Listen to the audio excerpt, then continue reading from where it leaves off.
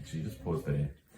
So, we talk a lot, and very fairly, I think, about the band playing on to the end, which is a very noble act within the sinking of the Titanic, quite a famous one. But not really enough people, I think, talk about the engineers, who really, they're sort of the unsung heroes in that they kept the power on for so long, basically right up until the end.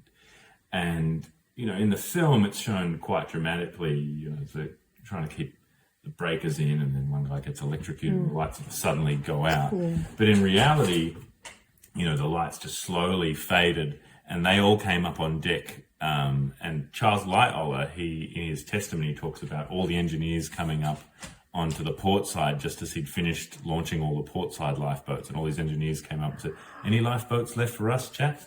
I said, "Oh, no, sorry." No worries. And then they helped him try and get the, collapsible boats off.